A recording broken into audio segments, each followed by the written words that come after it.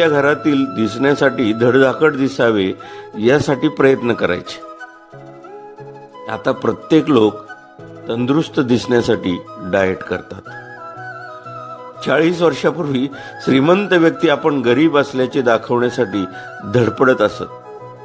आता गरीब व्यक्ती आपण श्रीमंत असल्याचे भासवण्यासाठी प्रयत्न करताना दिसतात. 40 वर्षापूर्वी एक व्यक्ती सगळ्या कुटुंबाचा चरितार्थ चालवत असे. आता कुटुंबातील एका मुलासाठी सगळे नोकरी व्यवसाय करत असतात. 40 वर्षापूर्वी संवाद साधण्यासाठी साधन नव्हते. आता संवादासाठी माणसंच नाहीत. प्रगती म्हणावी का अधोगती हेच काही कळत नाही. म्हणून तर म्हटलंय, कुठे आणि कसे पोहोचलो आपण.